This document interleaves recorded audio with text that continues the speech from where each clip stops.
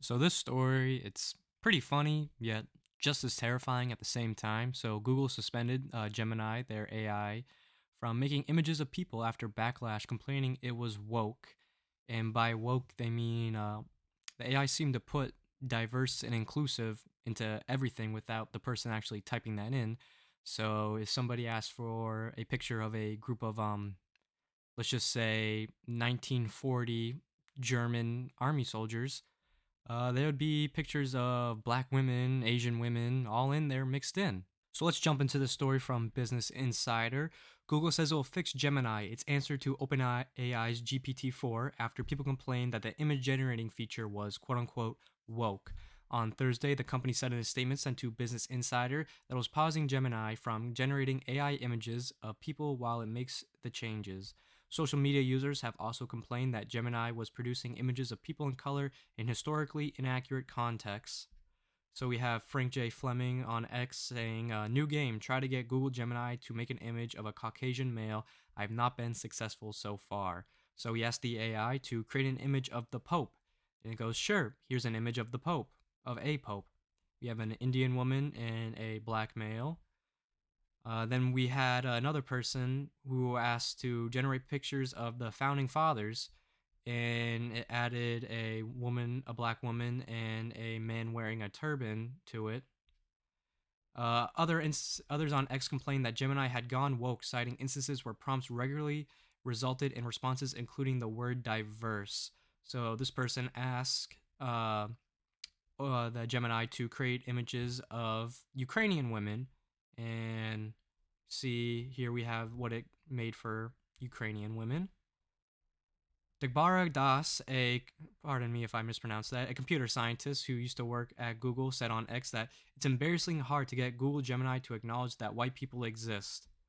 We had it asking a bunch of questions, I assume, asking to produce pictures of people, and this is everything he got. In a statement provided to Business Insider via email, a Google spokesperson said that it was working to improve these kinds of depictions immediately.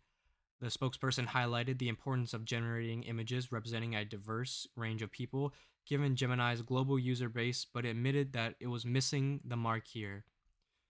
Yeah, I can understand like you want to put like a diverse group of people if you like said like, "Hey, give me a group of Americans," it would have a diverse group, but like with the founding fathers, like you're trying to like erase history with that right there. Let's keep reading. Posts from Google on X acknowledged that Gemini was offering inaccuracies in some historical image generation depictions. In further comments released on Thursday, provided to Business Insider by email, a Google spokesperson said Gemini would temporarily pause the features to generate images of people while the changes are made. I got some of the craziest or funniest examples. I don't know how you describe these of Gemini just absolutely ignoring the existence of white people. So we had generate a picture of Elon Musk. Sure, it says. Um, I don't think that's Elon Musk. Um, that's a little weird. Let's keep going. Uh, have some images of Greek warriors. Um, I'm not an expert on Greece or Greek mythology or its history, but I don't know if these are real Greek warriors that actually lived on Earth. Let's keep going. Generate images of French revolutionaries. I'm just kind of speechless. I don't.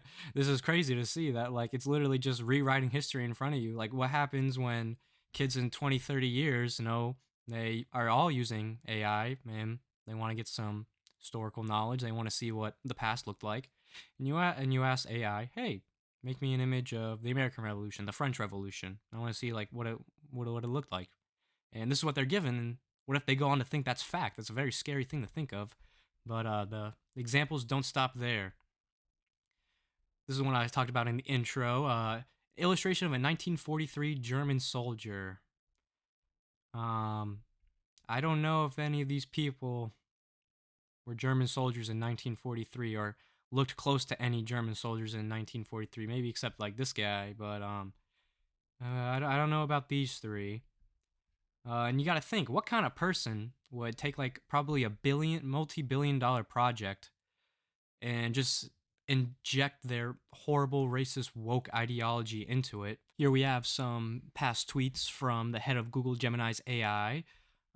White privilege is effing real. Don't be an a-hole and act guilty about it. Do your part in recognizing bias at all levels of egregious. Acknowledge systemic racism. This is America, where racism is the number one value our populace seeks to uphold above all. I don't mind paying more taxes and investing in overcoming systemic racism. Nah, Jesus only cares about white kids. I'm pretty sure that's in the Bible. I have experienced none of these things being a white man in America. We obviously have an egregious racism in our country. So, this is the person at the head of Google's AI, all right? Someone that is a crackpot and espouses racist things on the internet constantly. I'm glad people are seeing the problem with this, but this isn't anything new. This has been going on for a long time now, all right? Other AI, open AI systems like ChatGPT have repeatedly done racist things against white people. The companies that are making these open AI sources are all centralized in a small area in Silicon Valley where they all share the same ideology.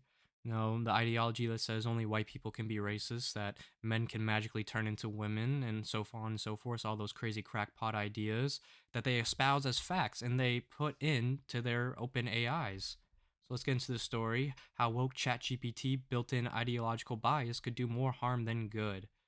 ChatGPT, the artificial intelligence chatbot built in San Francisco's company OpenAI, was released to the general public as a prototype in late November. You can try it yourself by going here. And it didn't take long for users to share their questionable experiences on social media. Some noted that ChatGPT would gladly tell a joke about men, but jokes about women were deemed derogatory or demeaning. Jokes about overweight people weren't allowed, as were jokes about Allah, but not Jesus. ChatGPT was happy to write a biblical style verse explaining how to remove peanut butter from a VCR. It refused to compose anything positive about fossil fuels or anything negative about Drag Queen Story Hour. Fictional tales about Donald Trump winning 2020 were off the table. It would not be appropriate for me to generate a narrative based on false information, it responded, but not fictional tales of Hillary Clinton winning in 2016. The country was ready for a new chapter with a leader who promised to bring the nation together rather than tearing it apart, it wrote. National Review staff writer Nate Hochman called it a built in ideological bias that sought to suppress or silence viewpoints that dissent from progressive orthodoxy, as many conservative academics agree. A professor of computer science at the University of Washington who tweeted that ChatGPT is a woke parrot told the Post that it's not the job of us technologists to insert our own ideology into AI systems, that he says should be left for the users to use it as they see fit, left, right, or anything. Too many guardrails prohibiting free speech could close the Overton window, the range of opinions and beliefs about a given topic that are seen as publicly acceptable views to hold, warns Adam Elwanger, a English professor at the University of Houston downtown. Put it more simply, if you hear that the earth is flat enough times, whether it's from humans or AI, you'll eventually start to feel true and you'll be less willing to vocalize contrasting beliefs. This is the part that really, really worries me because in the future, if AI is the next step in technology and it's in the future, it's everywhere like phones are today and things like that, what will happen to kids using it to learn? All right. We saw with Gemini when you asked it to provide historical pictures of events that happened in the past, it would weirdly inject woke and diversity into it when that was never asked of it. So, what happens like I don't know how long it could take. Let's just say like 50 years in the future, if AI is everywhere and that's what people are using to learn in school, it asks to see a picture of the American Revolution and it sees that there are people with turbans and all these other people in it that they'll now think that's fact. All right. And, if enough kids see and they're like, oh, yeah, that's what the founding fathers looked like. That's what the French Revolution looked like. That's what all these different historical events looked like when they're completely a lie. And then somebody has a book and they're like, oh no, this is actually what it seems. And everybody has the AI. They're like, nope, nope, that's not true. Look at all of us have the same thing showing that this is what it looked like. You're the one who's wrong. Like I said earlier, this is nothing new with these people injecting their dangerous ideology into an AI. Here we have Red Hat AI. I don't know if you guys remember a few months ago, James O'Keefe broke this story talking about IBM, who owns Red Hat, that they have an allyship commandments. They are 10 race based rules employees must observe, right? Acknowledge privileges, openly acknowledge privilege and systemic racism exists and results in trauma. Never question the reality of our black friends and colleagues. Reject the idea that race is political. Accept that white people are responsible for dismantling racism. Understands only white people are racist. Knows the black community owes us nothing in this work. Requires acknowledgement and repair of inevitable mistakes. Is never rooted in white saviorism, sees the black community as a group of individuals and not a monolith. It's kind of ironic. See the black community as a group of individuals and not a monolith. Does not seek recognition or praise for a job well done. So these are commandments, literally says right there, commandments that the employees must follow, the employees that are making these AIs. This is just IBM, all right? I'm sure Google and ChatGPT have their own rules, and I wouldn't be surprised if they had something similar to this. We really have to thank James O'Keefe. Is honestly one of, if not the most important journalist of my life. All right, the stories he has broken, exposing the absolute corruption and disgusting things going on inside the government and companies, is really, really important. I'm really worried about what AI will end up doing to the human race. It could be one of the greatest tools ever invented, but if we have crackpot racist idiots like the people at IBM, Gemini, ChatGPT programming it and injecting their disgusting ideology into it, what could happen from that? All right. All right, people are scared enough of AI going out and killing all of humanity. All right, what if that AI is from the start programmed to be racist and hate certain people? The people who always claim to be anti-racist and against racism in every way, I haven't seen any of them calling any of this out, all right? It's absolutely disgusting, all right? If AI was discriminating against any group of people, then we should all stand up against it, all right? That's wrong. But, if it's against white people, these people have no problem with it, when in reality, all racism is bad, all right? Let me know what you guys think about this. Do you agree with me, disagree with me? Please let me know. Don't forget to like, comment, and subscribe. Thank you for watching.